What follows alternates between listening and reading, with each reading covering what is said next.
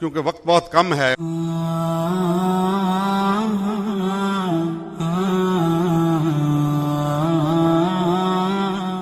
सब लोग बहुत इंतजार कर चुके होंगे। हमारे अंदर बिजनेसमैन बैठे हुए हैं। पाकिस्तान को एक नए निज़ाम की ज़रूरत है, सिर्फ पाकिस्तान को नहीं, क्योंकि हमारा इस्लाम जो है वो सिर्फ मुसलमानों के लिए नहीं है। इट्स नॉट मुस्लिम स्पेसिफिक, ये ह्यूमैनिटी के लिए है। वरना हमारा रब रब्बुल आलमीन क्यों कहलाए?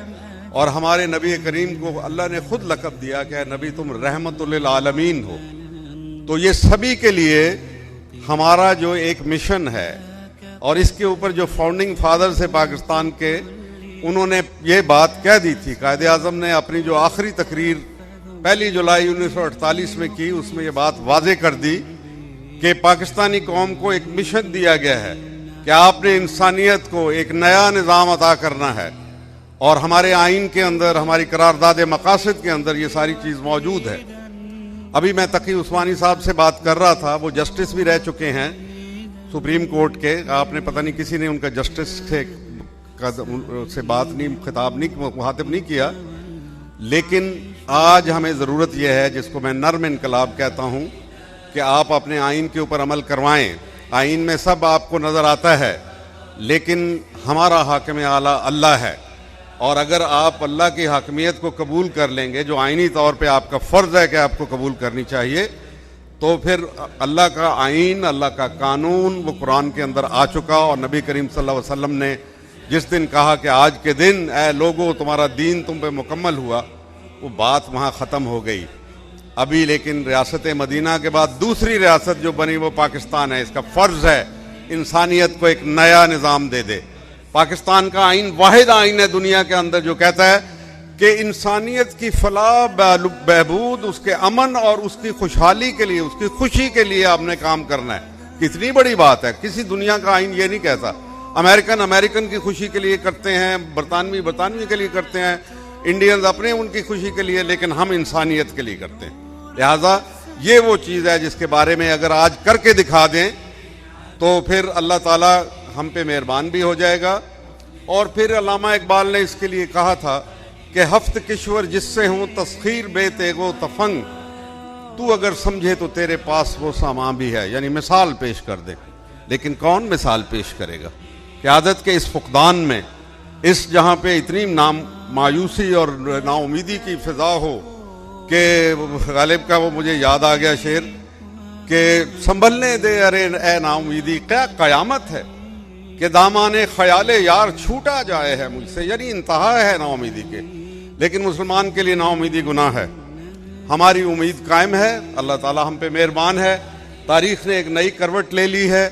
जो मुतहारिब निज़ाम थे वो सारे डूब गए और इत्तफाक से हमारी दहलीज के ऊपर डी गए। हमारे बिल्कुल सामने साथ वाले मुल्क में, पाकिस्तानी अफगानिस्तान के अंदर, ये दोनों निज़ाम शिकस्त खा गए। और जो मैदान शिकस्त में शिकस्त हो जाती है, उसके जबड़ों में से, शिकस्त के जबड़ों में से आप फतह नहीं निकाल सकते। मगरिब अब उसके अंदर से फतह निकालने की कोशिश कर रहा है, हमें लड़ा के, एक दूसरे के साथ लड़ा के। मैं इसके ऊपर बड़ी तफसील में जा सकता हूँ, लेकिन मैं ये नहीं कह रहा। सिर्फ जो उनका सबसे बड़ा गुरु है, इंटेलेक्चुअल भी और यहूदियों का सबसे बड़ा रहनुमा, हेनरी किसिंजर की नई किताब आई है हाल ही में, कुछ 4 महीने पहले, यहाँ नहीं मिलती, मैं कि अमेरिका से मुझे एक दोस्त ने भिजवाई। वो कहता है, उसके किताब का नाम है दी वर्ल्ड ऑर्डर। अब वो कहता है इस्लाम को और कन्फ्यूशस चाइना के लिए कहते हैं ना, कि उसकी सिविलाइजेशन को शामिल किए बगैर तुम्हारा नया वर्ल्ड ऑर्डर तामीर ही नहीं हो सकता। ये वर्ल्ड ऑर्डर नहीं है, ये डिसऑर्डर है। वो कह रहा है कि ये डिसऑर्डर है, और हम देख रहे हैं, उसकी निशानियां देख रहे हैं।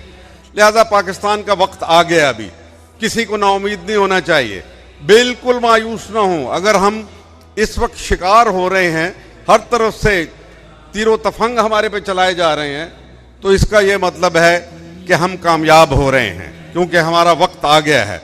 और जिसका वक्त आ जाए, वो कहते हैं कि nothing is stronger than the idea whose time has come. हर जमान व मकान एक ख्याल के तहत चलती है, एक ख्याल जो बरतर नजरिया होता है किसी जमाने का। आज दुनिया में कोई बरतर नजरिया नहीं है। उस बरतर नजरिया का नाम इस्लाम है, और उसकी वारिस रियासत जो है वो पाकिस्तान है, ये उसके लिए आई है। लिहाजा पाकिस्तान ने आगे जाना है, आगे ही जाना है और आगे ही चलता रहेगा। पाकिस्तानी नौजवानों के लिए जो यहाँ बैठे हुए हैं और जो सुन रहे हैं, मैं ये आपको खुशखबरी देना चाहता हूँ कि अल्लाह ताला ने आपको क़यादत के लिए चुन लिया है, लेकिन आपको अपने अंदर को, ज़मीर को साफ करना पड़ेगा। आपको अपना किरदार साजी करनी पड़ेगी। जहां आप दुनिया के काम करेंगे, कोई नहीं कहता कि आपको रोक लिया जाए। आप डायनामिज्म दिखाएं, अपनी तरक्की करें, बढ़ें, आगे कमाएं, रोजगार पैदा करें, बहुत सी ख्वाहिशें पालें, कोई हरज नहीं इसके अंदर, बेशुमार ख्वाहिशें। लेकिन मैं बहुत सी और बातें करना चाहता था, लेकिन वक्त कम है, तो मैं सिर्फ उस दुआ के साथ, जो अलामा की एक दुआ थी कि तेरी खुदी में अगर इनकलाब हो पैदा, अजब नहीं है कि ये चार सू बदल जाए। तेरी खुदी में अगर इनकलाब हो पैदा, अजब नहीं है कि ये चार सू बदल जाए। और तेरी दुआ है कि हो आरजू तेरी पूरी, मेरी दुआ है तेरी आरजू बदल जाए। तो अपनी आरजुओं को बदलें, कि आरजू जब बदलेगी तो अल्लाह ताला जब शिद्दत उस इख्तियार करेगी आरजू, अल्लाह उसको दे देगा, अता कर देगा। पाकिस्तान का ये इकोनॉमिक मॉडल नहीं है, यहाँ बिजनेसमैन बैठे हुए हैं। We have to get rid of it. Market economy, market capitalism है, ये एक्सप्लॉयटेशन है, हमें इसको फारिग करना है।